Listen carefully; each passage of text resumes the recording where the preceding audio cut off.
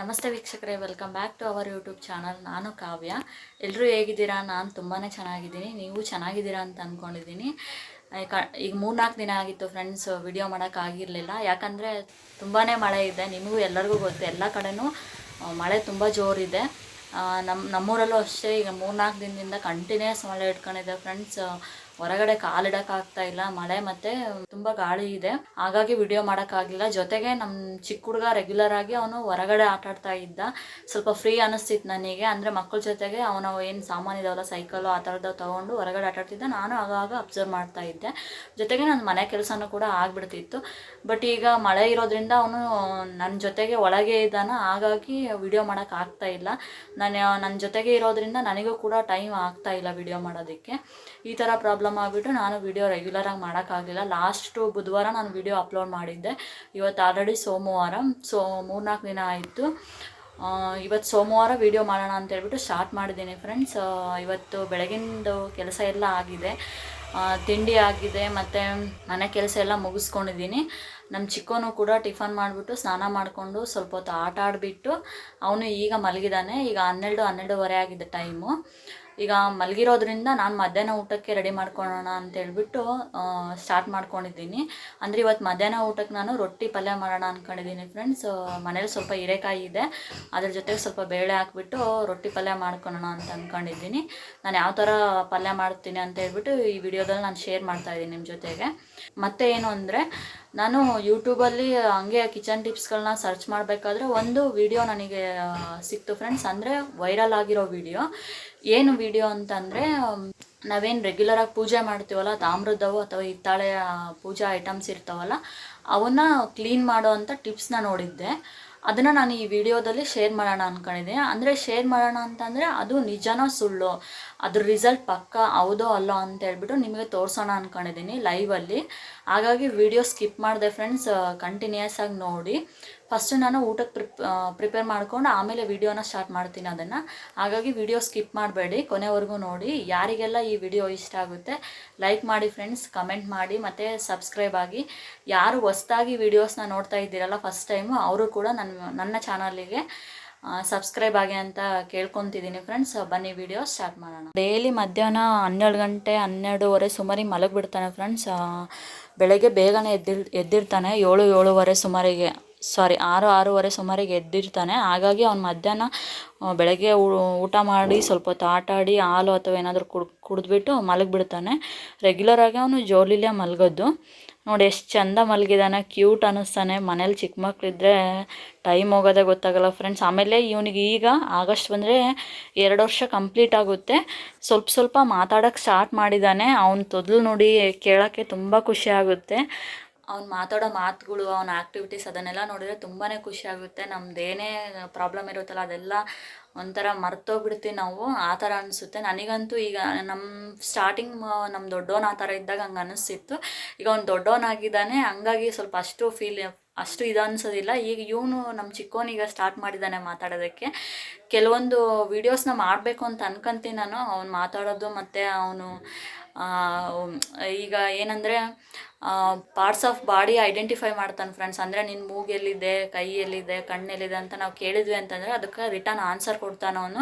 ಎಷ್ಟು ಕ್ಯೂಟಾಗಿ ಕೊಡ್ತಾನೆ. ಅದನ್ನೆಲ್ಲ ನಾನು ಕವರ್ ಮಾಡಬೇಕು ಅನ್ಕೊಂತೀನಿ. ಬಟ್ ನಾನು ವಿಡಿಯೋ ಮಾಡಬೇಕು ಅಂತ ನಾನು ಮೊಬೈಲ್ ತೆಗೆದಾಗ ಅವನು ಅದನ್ನು ಸ್ಟಾಪ್ ಮಾಡಿಬಿಡ್ತಾನೆ. ರೆಗ್ಯುಲರಾಗಿ ನಾವೇನು ಆಟ ಆಡ್ತಾ ಇರ್ತೀವಲ್ಲ, ನಾನು ನಮ್ಮ ದೊಡ್ಡವನು ಮತ್ತು ನಮ್ಮ ಚಿಕ್ಕವನು, ಆ ಟೈಮಲ್ಲಿ ಅವನು ಎಲ್ಲ ಮಾಡ್ತಾನೆ. ಆಮೇಲೆ ಚಿಕ್ಕದಾಗಿ ಸ್ಟೆಪ್ಗಳನ್ನ ಕಲ್ತಿದ್ದಾನೆ, ಡ್ಯಾನ್ಸ್ ಮಾಡೋದು ಅದೆಲ್ಲ. ಅವನ್ನೆಲ್ಲ ನೆಕ್ಸ್ಟ್ ವಿಡಿಯೋದಲ್ಲಿ ನಾನು ನಿಮಗೆ ಶೇರ್ ಮಾಡ್ತೀನಿ, ಟ್ರೈ ಮಾಡಿಬಿಟ್ಟು.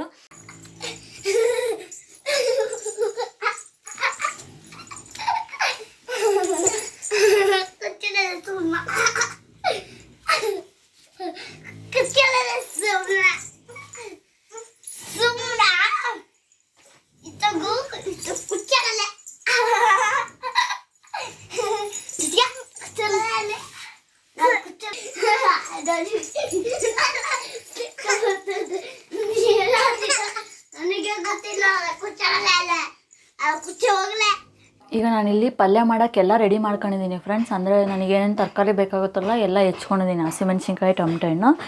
ಈಗ ಒಗ್ಗರಣೆ ಹಾಕೋಕ್ಕೆ ರೆಡಿ ಮಾಡ್ತಾಯಿದ್ದೀನಿ. ಈಗ ನಾನು ಒಗ್ಗರಣೆ ಮಾಡೋಕ್ಕೆ ರೆಡಿ ಮಾಡ್ಕೊತಾ ಇದ್ದೀನಿ. ಈಗ ಬಾಣಲಿ ಇಟ್ಟಿದ್ದೀನಿ. ಸ್ವಲ್ಪ ಬಾಣಲಿ ಬಿಸಿ ಆದಮೇಲೆ ಇಲ್ಲಿ ನಾನು ತರಕಾರಿ ಹೆಚ್ಚೋಕ್ಕಿಂತ ಮುಂಚೆನೇ ಇಲ್ಲಿ ತೊಗರಿಬೇಳೆ ನೆನೆ ಇಟ್ಟಿದ್ದೆ. ಈ ಪಟ್ಕ ಬೇಳೆ ಅಂತ ಹೇಳ್ತಾರೆ ನೋಡ್ರಿ, ಅದನ್ನು ಯೂಸ್ ಮಾಡ್ತೀವಿ ನಾವು. ತೊಗರಿಬೇಳೆ ನೆನೆ ಇಟ್ಟಿದ್ದೆ, ನನಗೆ ಎಷ್ಟು ಬೇಕಾಗುತ್ತೋ ಪಲ್ಯಕ್ಕೆ ಅಷ್ಟನ್ನು ತೊಳ್ಕೊಂಡು ನೀಟಾಗಿ ನೆನೆ ಹಾಕಿದ್ದೆ. ಈಗ ಅದು ರೆಡಿ ಆಗಿದೆ. ನಾನು ಈ ತರಕಾರಿಗೆ ಏನೇನು ಬೇಕೋ ಅದನ್ನೆಲ್ಲ ಹೆಚ್ಕೊಂಡಿದ್ದೀನಿ. ನಾನು ಒಂದು 3-4 ಹಸಿಮೆಣ್ಸಿನ್ಕಾಯಿ ಮತ್ತು ಹಸಿ ಕಾಯಿ ತುರಿ ಮತ್ತು ಟೊಮೊಟೊ ಮತ್ತು ಒಂದು ಮೀಡಿಯಮ್ ಸೈಜ್ ಈರುಳ್ಳಿ ಮತ್ತು ಕೊತ್ತಂಬರಿ ಸೊಪ್ಪನ್ನ ಹೆಚ್ಚಿಟ್ಕೊಂಡಿದ್ದೀನಿ. ಈಗ ಒಗ್ಗರಣೆ ಮಾಡ್ಕೊಳಕ್ಕಂತ ಬಾಣಲಿ ಇಟ್ಟಿದ್ದೀನಿ. ಬಾಣಲಿ ಬಿಸಿಯಾಗಿದೆ ಫ್ರೆಂಡ್ಸ್. ಈಗ ನಾನು ಒಗ್ಗರಣೆ ಹಾಕ್ತೀನಿ. ಸ್ವಲ್ಪ ಎಣ್ಣೆ ಹಾಕ್ಬಿಟ್ಟು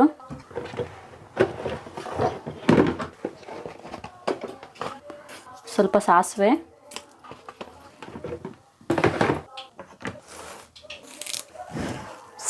ಹಾಕಿದ ಮೇಲೆ ಸ್ವಲ್ಪ ಕರಿಬೇವು ಹಾಕ್ತಾಯಿದ್ದೀನಿ. ನಾನಿಲ್ಲಿ ಹಸಿ ಖಾರ ಯೂಸ್ ಮಾಡ್ತಾಯಿದ್ದೀನಿ, ಅಂದರೆ ಹಸಿಮೆಣ್ಸಿನ್ಕಾಯಿ ಯೂಸ್ ಮಾಡ್ತಾಯಿದ್ದೀನಿ. ಈಗ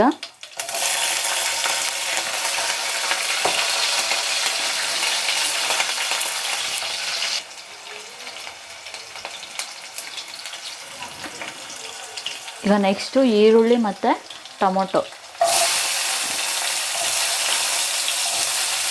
ಎರಡು ಒಂದೇ ಸಲ ಹಾಕ್ತಿದ್ದೀನಿ ಫ್ರೆಂಡ್ಸ್. ನಾನು ಹಾಕ್ಬಿಟ್ಟು ನೀಟಾಗಿ ಕಲಿಸ್ತೀನಿ.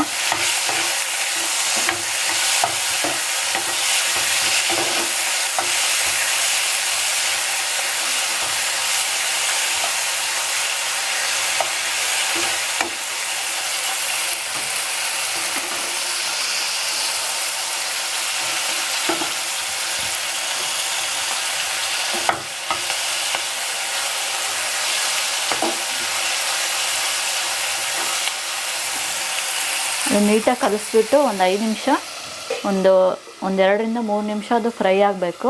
ಆ ಥರ ಬಿಟ್ಟಿದ್ದೀನಿ. ಈಗ ಕ್ಯಾಪ್ ಮುಚ್ಚಿಬಿಟ್ಟು ಈಗ ನಾವು ಹೀರೆಕಾಯಿ ಪಲ್ಯ ಮಾಡ್ತಿದ್ದೀವಲ್ಲ ಫ್ರೆಂಡ್ಸ್, ಹೀರೆಕಾಯಿ ಸ್ವಲ್ಪ ಒಂದೊಂದು ವಿಷ ಇರುತ್ತೆ. ಹಾಗಾಗಿ ನಾವು ಏನು ಕಟ್ ಮಾಡ್ಕೊತ ಇರ್ತೀವಲ್ಲ, ಈ ಕಟ್ ಮಾಡ್ಕೋಬೇಕಾದ್ರೆ ಸ್ವಲ್ಪ ತಿಂದು ನೋಡಬೇಕು ಒಂದೊಂದು ಹೀರೆಕಾಯಿನ.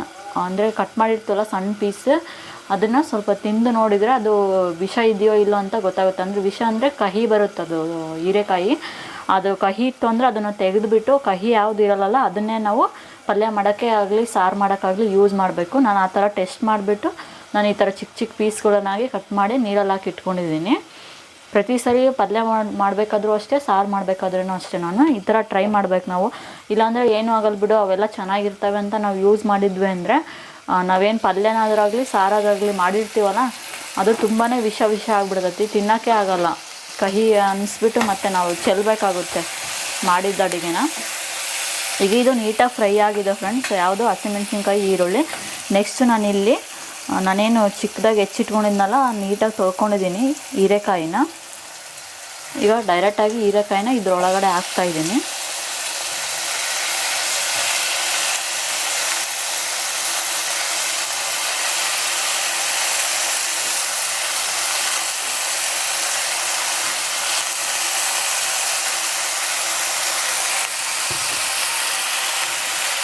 ಹೀರೆಕಾಯಿ ಹಾಕ್ಬಿಟ್ಟು ನೀಟಾಗಿ ಒಂದ್ಸಲ ಎಲ್ಲನೂ ಮಿಕ್ಸ್ ಮಾಡಬೇಕಾಗುತ್ತೆ.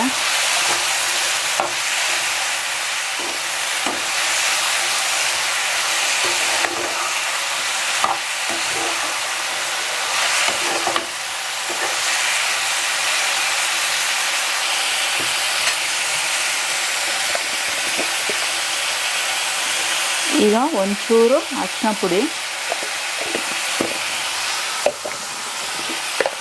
ನೆಕ್ಸ್ಟು ನಮಗೆ ರುಚಿ ಎಷ್ಟು ಬೇಕೋ ಅಷ್ಟು ಉಪ್ಪನ್ನು ಆ್ಯಡ್ ಮಾಡ್ತಾಯಿದ್ದೀನಿ. ಇನ್ನೊಂಚೂರು ಬೇಕನ್ನಿಸುತ್ತೆ, ಅದಕ್ಕೆ ಇನ್ನೊಂದು ಸ್ವಲ್ಪ ಹಾಕ್ತಿದ್ದೀನಿ.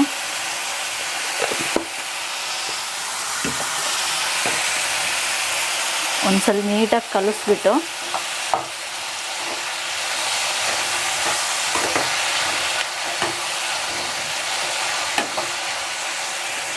ಈಗ ಒಂದು 5-10 ನಿಮಿಷ ಅದು ನೀಟಾಗಿ ಬೇಯಬೇಕು ಫ್ರೆಂಡ್ಸ್. ನೀರೇನು ಹಾಕಬಾರ್ದು. ನಾವು ಯಾವುದೇ ಆಗಲಿ ಸೌತೆಕಾಯಿ, ಹೀರೆಕಾಯಿ ಅಥವಾ ತುಪ್ಪದ ಹೀರೆಕಾಯಿ ಆ ಥರ ಪಲ್ಯಗಳು ಮಾಡ್ತಾ ಇರ್ತೀವಲ್ಲ, ಅವುಗಳಿಗೆ ನೀರು ಹಾಕಬಾರ್ದು ಪಲ್ಯಕ್ಕೆ. ಯಾಕಂದರೆ ಅದು ನಾವು ಬೇಯಿಸ್ತಾ ಹೋದಷ್ಟು ನೀರು ಬಿಟ್ಕೊಳ್ಳುತ್ತೆ ಅದು ಪಲ್ಯದಲ್ಲೇ. ನಾವೇನು ಯೂಸ್ ಮಾಡ್ತೀವಲ್ಲ ಪಲ್ಯಕ್ಕೆ, ಆ ಥರ ಕಾಯಿಗಳನ್ನ ಯೂಸ್ ಮಾಡಬೇಕಾದ್ರೆ ನಾವು ನೀರು ಆ್ಯಡ್ ಮಾಡಬಾರ್ದು. ಈಗ ನಾನು ನೀರು ಹಾಕಿಲ್ಲ, ನೀವು ನೋಡಿದ್ದೀರಿ ನೀರು ಹಾಕಿಲ್ಲ ನಾನು. ನೋಡಿ ಇನ್ನೊಂದು 5 ನಿಮಿಷ ಆದಮೇಲೆ ನಾನಿದು ಮುಚ್ಚಳ ಮುಚ್ಚಿ ತೆಗೆದು ತೋರಿಸ್ತೀನಲ್ಲ, ಅವಾಗ ನೀರು ಬಿಟ್ಕೊಂಡಿರುತ್ತೆ. ಹಾಗಾಗಿ ನಾವು ಪಲ್ಯಗಳನ್ನ ಮಾಡಬೇಕಾದ್ರೆ ನೀರನ್ನ ಆ್ಯಡ್ ಮಾಡಬಾರ್ದು. ಅದು ಕಾಯಿ ಯಾವುದು ಸೌತೆಕಾಯಿ ಮತ್ತು ಈ ಥರ ಹೀರೆಕಾಯಿ, ತುಪ್ಪದೀರೆಕಾಯಿ, ಸೋರೆಕಾಯಿ ಅಂತ ಬರ್ತಾವಲ್ಲ, ಆ ಥರದ್ದು ಯೂಸ್ ಮಾಡಬೇಕಾದ್ರೆ ನೀರನ್ನ ಹಾಕೋದಿಲ್ಲ ಫ್ರೆಂಡ್ಸ್. ನಾನು ಹಾಗೆ ಮಾಡ್ತೀನಿ. ಈಗ ಹೀರೆಕಾಯಿ ಹಾಕಿಬಿಟ್ಟು ಫ್ರೈ ಮಾಡೋಕ್ಕೆ ಬಿಟ್ಟಿದ್ದೀನಿ. ಒಂದು 10-15 ನಿಮಿಷ ಬೇಯಬೇಕು. ಅದು ನೀಟಾಗಿ ಬೆಂದಮೇಲೆ ನಾನೇನು ತೊಗರಿಬೇಳೆ ತೊಗೊಂಡಿದ್ನಲ್ಲ, ಆ ಬೇಳೆನ ಅದರೊಳಗಡೆ ಹಾಕಿ ಮಿಕ್ಸ್ ಮಾಡ್ತೀನಿ. ಈಗ ಫಸ್ಟ್ ಅದೊಂದು 5 ನಿಮಿಷ ಬೇಯಲಿ.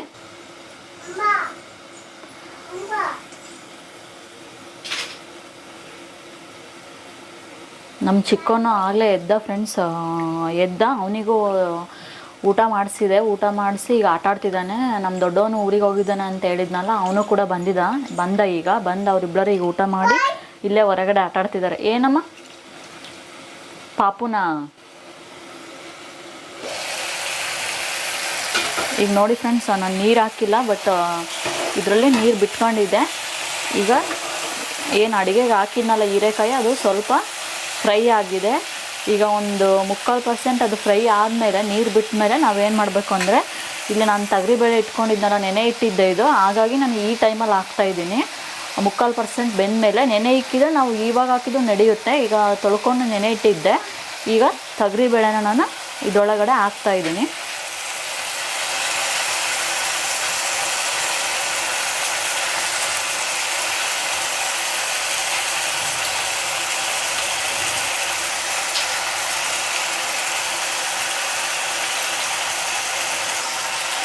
ಈಗ ಒಂದ್ಸಲ ನೀಟಾಗಿ ಮಿಕ್ಸ್ ಮಾಡ್ಕೊಳ್ಳೋಣ ಎಲ್ಲನೂ.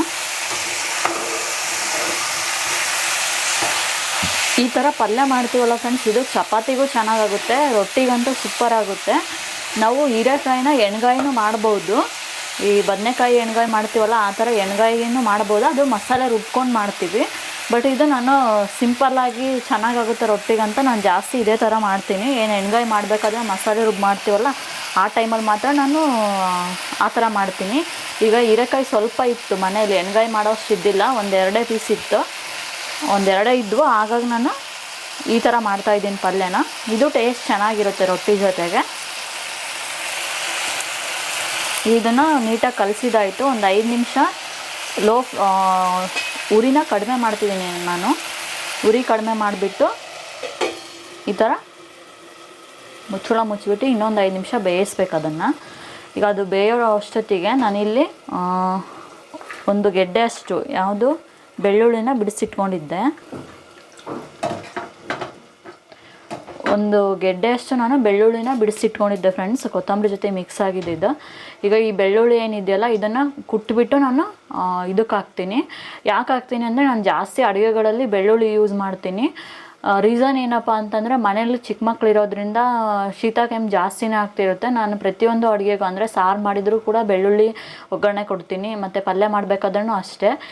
ಪಲ್ಯ ಯಾವುದೇ ಮಾಡ್ತಿರಲಿ, ಲಾಸ್ಟಿಗೆ ಈ ಥರ ಎಲ್ಲ ಬೇಯಿಸ್ಕೊಂಡು ಅದು ಪಲ್ಯ ರೆಡಿಯಾಗಿದೆ ಅನ್ನೋ ಟೈಮಲ್ಲಿ ನಾನು ಬೆಳ್ಳುಳ್ಳಿನ ಕುಟ್ಟಿ ಅದರಲ್ಲಿ ಹಾಕಿ ಮತ್ತು ಕೊತ್ತಂಬರಿ ಸೊಪ್ಪು ಹಾಕಿಬಿಟ್ಟು ಒಂದು 5 ನಿಮಿಷ ಕಡಿಮೆ ಉರಿಯಲ್ಲೇ ಬೇಯಿಸ್ತೀನಿ ನಾನು. ಅದು ಫ್ಲೇವರ್ ತುಂಬ ಚೆನ್ನಾಗಿ ಬರುತ್ತೆ ಫ್ರೆಂಡ್ಸ್. ಒಂದ್ಸಲ ಟ್ರೈ ಮಾಡಿ ನೋಡಿರಿ ನೀವು ಕೂಡ. ಅಂದರೆ ಲಾಸ್ಟ್ ಮೂಮೆಂಟಲ್ಲಿ ಹಾಕಬೇಕು, ನಾವು ಒಗ್ಗರಣೆ ಹಾಕ್ತೀವಲ್ಲ ಆ ಟೈಮಲ್ಲ. ಪಲ್ಯ ಎಲ್ಲ ರೆಡಿ ಆದಮೇಲೆ ನಾನು ಈಗ ನೋಡ್ತಿದ್ದೀರಿ ನೀವು, ಪಲ್ಯ ಆಲ್ರೆಡಿ ಆದಂಗೆ ಇದು. ಈ ಟೈಮಲ್ಲಿ ನಾನು ಏನು ಮಾಡ್ತೀನಿ ಅಂತಂದರೆ, ಬೆಳ್ಳುಳ್ಳಿನ ಬಿಡಿಸ್ಕೊಂಡ್ಬಿಟ್ಟು ಅದನ್ನು ಜಜ್ಜಿ ಅದರೊಳಗಡೆ ಹಾಕಿ ಒಂದು 5 ನಿಮಿಷ ಲೋ ಫ್ಲೇಮಲ್ಲೇ ಅದನ್ನು ಫ್ರೈ ಮಾಡ್ತಾ ಬರ್ತೀನಿ. ಈಗ ಬೆಳ್ಳುಳ್ಳಿ ಜಜ್ಕೊಂಡಿದ್ದೀನಿ, ಇದನ್ನು ಇದರೊಳಗಡೆ ಹಾಕ್ತಾಯಿದ್ದೀನಿ ಪಲ್ಯದೊಳಗಡೆ. ಈಗ ಬೆಳ್ಳುಳ್ಳಿ ಹಾಕಿದ ಮೇಲೆ ನಾನು ಕೊತ್ತಂಬರಿ ಸೊಪ್ಪು ಕೂಡ ಕಟ್ ಮಾಡಿ ಇಟ್ಕೊಂಡಿದ್ದೆ ಚಿಕ್ಕದಾಗಿ, ಅದನ್ನು ಕೂಡ ಹಾಕ್ತಾಯಿದ್ದೀನಿ.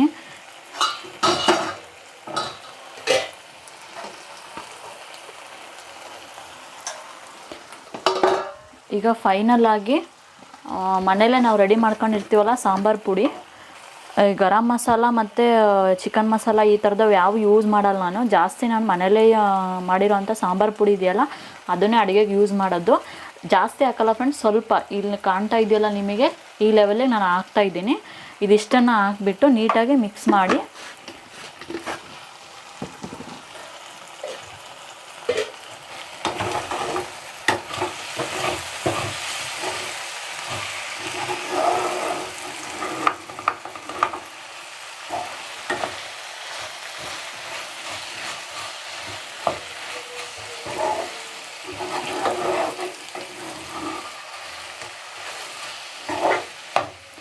ಈಗ ಫೈನಲ್ ಆಗಿ ನಾನೇನು ಕಾಯಿ ತುರಿ ಇಟ್ಕೊಂಡಿದ್ನಲ್ಲ, ಕಾಯಿ ತುರಿ ಹಾಕ್ತಾಯಿದ್ದೀನಿ. ಇದನ್ನು ಹಾಕ್ಬಿಟ್ಟು ನೀಟಾಗಿ ಒಂದ್ಸಲಿ ಕಲಿಸ್ಕೊಂಬಿಡೋಣ.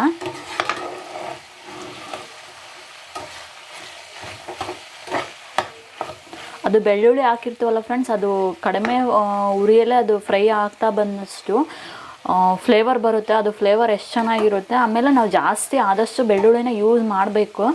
ಅದೇ ನಾನು ಹೇಳಿದ್ನಲ್ಲ, ಮಕ್ಕಳಿರೋದ್ರಿಂದ ಯೂಸ್ ಮಾಡಿದ್ವಿ ಅಂದರೆ ಅವರಿಗೆ ರಿಲೀಫ್ ಅನಿಸುತ್ತೆ. ಶೀತ ಕೆಮ್ಮು ಆ ಥರ. ಈಗ ಮಳೆಗಾಲಕ್ಕಂತೂ ಸ್ವಲ್ಪ ಜಾಸ್ತಿನೇ ಯೂಸ್ ಮಾಡ್ತೀನಿ ನಾನು. 5 ನಿಮಿಷ ಬೆಂದರೆ ಕಂಪ್ಲೀಟಾಗಿ ಪಲ್ಯ ಆಗಿದೆ ಅಂತೇಳ್ಬಿಟ್ಟು ಉರಿ ಮಾತ್ರ ಕಡಿಮೆ ಇಟ್ಕೊಂಡಿದ್ದೀನಿ ನಾನು. ಯಾಕಂದರೆ ಪಲ್ಯ ಆಗಿರೋದ್ರಿಂದ ತಳ ಹತ್ತಿಬಿಡುತ್ತೆ ಜಾಸ್ತಿ ಇಟ್ಕೊಂಡ್ರೆ. ಆಮೇಲೆ ನಾವು ನೀರು ಆ್ಯಡ್ ಮಾಡಿಲ್ಲ ಇಲ್ಲಿ. ಅದೇನು ಹೀರೆಕಾಯಿ ಇರ್ತಲ್ಲ ಅದು ರಸ ಬಿಡುತ್ತಲ್ಲ, ಅದರಲ್ಲೇ ಕಂಪ್ಲೀಟಾಗಿ ಪಲ್ಯ ಆಗುತ್ತೆ. ಈಗ ಲಾಸ್ಟ್ ಫೈನಲಾಗಿ ಇದನ್ನು ಮುಚ್ಚಿಬಿಟ್ಟು ಒಂದು 5 ನಿಮಿಷ ಬೇಯಿಸ್ಕೊತೀನಿ ಫ್ರೆಂಡ್ಸ್. ಇಲ್ಲಿಗೆ ಪಲ್ಯ ರೆಡಿ ಆಗುತ್ತೆ. ನೆಕ್ಸ್ಟ್ ನಾನು ನಮ್ಮ ಮನೆಯವ್ರಿಗೆ ಊಟ ಕೊಟ್ಬಿಟ್ಟು ಮತ್ತೆ ಕಂಟಿನ್ಯೂ ಮಾಡ್ತೀನಿ. ಈಗ ನೋಡಿ ಫ್ರೆಂಡ್ಸ್, ಪಲ್ಯ ಆಗಿದೆ. ಇಷ್ಟೇ ಫ್ರೆಂಡ್ಸ್, ಸಿಂಪಲ್ಲಾಗಿ ನಾನು ಹೀರೆಕಾಯಿ ಪಲ್ಯನ ಯಾವ ಥರ ಮಾಡ್ತೀನಿ ಮನೆಯಲ್ಲಿ ರೆಗ್ಯುಲರ್ ಆಗಿ ಅಂತ ಹೇಳ್ಬಿಟ್ಟು ನಿಮಗೆ ತೋರಿಸ್ಕೊಟ್ಟಿದ್ದೀನಿ. ಚಪಾತಿ ಜೊತೆಗೆ ಅಥವಾ ರೊಟ್ಟಿ ಜೊತೆಗೆ ಚೆನ್ನಾಗಾಗುತ್ತೆ. ಇದ್ರ ಜೊತೆಗೆ ನಾನು ರೊಟ್ಟಿ ಮಾಡ್ತೀನಲ್ಲ, ಆವಾಗ ಒಂದು ಹಸಿಮೆಣ್ಸಿನ್ಕಾಯಿ ಇರುತ್ತಲ್ಲ, ಅದನ್ನು ಸೀಳ್ಬಿಟ್ಟು ಅಂಚಲ್ಲೇ ಉಪ್ಪು ಖಾರ ಹಾಕ್ಬಿಟ್ಟು ಅದನ್ನು ಫ್ರೈ ಮಾಡ್ತೀನಿ. ಅದು ಆ ಥರ ಮಾಡಿಕೊಂಡು ಮತ್ತು ಈರುಳ್ಳಿ ಕಟ್ ಮಾಡಿಕೊಂಡು ಜೊತೆಗೆ ಈ ಥರ ಪಲ್ಯ. ಆಮೇಲೆ ರೆಗ್ಯುಲರಾಗಿ ನಮ್ಮ ಮನೆ ಚಟ್ನಿ ಪುಡಿ ಇರುತ್ತೆ, ಅದ್ರ ಜೊತೆಗೆ ಊಟ ಮಾಡ್ತೀವಿ. ಈಗ ಪಲ್ಯ ರೆಡಿಯಾಗಿದೆ. ಅವ್ರಿಗೆ ಊಟ ಕೊಟ್ಬಿಟ್ಟು ನೆಕ್ಸ್ಟ್ ನಾನು ಹೇಳಿದ್ನಲ್ಲ, ಅದು ಕಿಚನ್ ಟಿಪ್ಸ್ ಫಾಲೋ ಮಾಡೋದು, ಅದನ್ನು ಕಂಟಿನ್ಯೂ ಮಾಡ್ತೀನಿ. ಈಗ ರೊಟ್ಟಿ ಉತ್ಕೊಂಡಿದ್ದೀನಿ ಫ್ರೆಂಡ್ಸ್. ನಾನು ರೊಟ್ಟಿ ಮಾಡ್ತಾಯಿದ್ದೀನಿ. ಪಲ್ಯ ಆಲ್ರೆಡಿ ಆಗಿದೆ. ರೊಟ್ಟಿ ಬೇಯಿಸ್ತಾ ಇದ್ದೀನಿ. ನಮ್ಮ ಮನೆಯವ್ರಿಗೆ ಈಗ ಊಟ ಕೊಡಬೇಕಂತೆ. ಇಲ್ಲೇ ಕೆಳಗಡೆ ಎಲ್ಲ ರೊಟ್ಟಿ ಉತ್ಕೊಂಡು ಯಾವಾಗಲೂ ನಾನು ಈ ಥರ ಬೇಯಿಸ್ತೀನಿ ಮೇಲಿಟ್ಕೊಂಡು.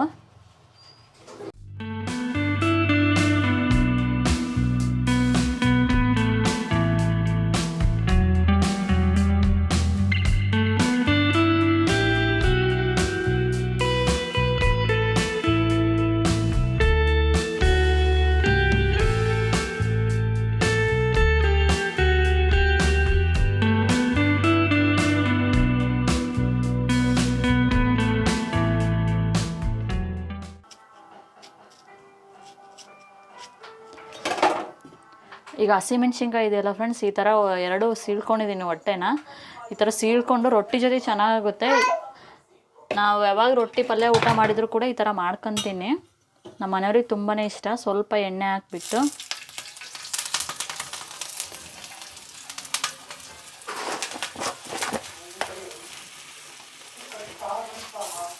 ಉಪ್ಪು ಹಾಕ್ತಾಯಿದ್ದೀನಿ. ಸ್ವಲ್ಪ ಎಣ್ಣೆ ಹಾಕಿ ಉಪ್ಪು ಹಾಕಿ ನೀಟಾಗಿ ಅದನ್ನು ಫ್ರೈ ಮಾಡ್ಕೋಬೇಕು.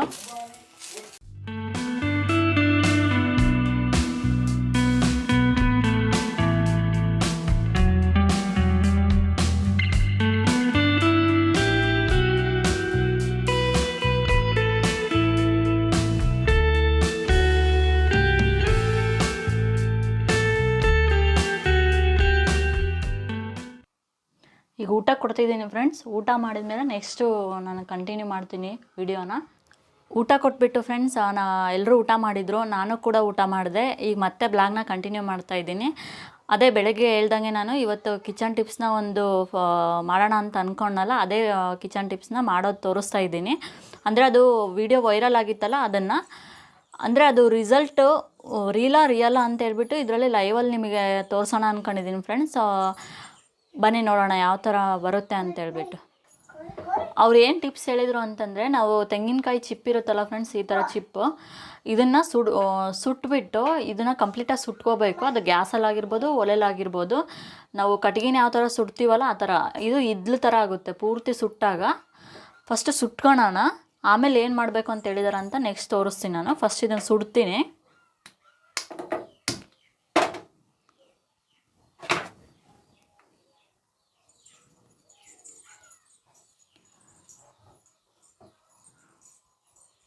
ಟೈಮ್ ಹಿಡಿಯುತ್ತೆ ಅನಿಸುತ್ತೆ. ನಾವೆಲ್ಲ ರೆಗ್ಯುಲರಾಗಿ ಅದು ಪೂಜಾ ಸಾಮಾನು ತೊಳಿಬೇಕಾದ್ರೆ ಪೀತಾಂಬರ ಅಂತ ಬರುತ್ತಲ್ಲ, ರೆಡಿಮೇಡ್ ಸಿಗುತ್ತಲ್ಲ, ಅದನ್ನು ಯೂಸ್ ಮಾಡ್ತೀವಿ. ಅಥವಾ ಮನೆಯಲ್ಲೇ ನಾವು ಏನು ಫಾಲೋ ಮಾಡ್ಬೋದು ಅಂತಂದರೆ, ಹಳೇದು ಹುಣ್ಸೆಹಣ್ಣು ಇರುತ್ತಲ್ಲ, ವೇಸ್ಟ್ ಹುಣ್ಸೆಹಣ್ಣು, ಆ ಹುಣ್ಸೆಹಣ್ಣು ಮತ್ತು ಉಪ್ಪು ಎರಡನ್ನೂ ಮಿಕ್ಸ್ ಮಾಡ್ಕೊಂಡು ಅದ್ರಲ್ಲಿ ತೊಳೆದ್ರೂ ಕೂಡ ನಾವು ಪೀತಾಂಬರ ಏನು ಹಾಕ್ಕೊಂಡು ತೊಳಿತೀವಲ್ಲ ಅದೇ ಥರನೇ ನೀಟಾಗುತ್ತೆ.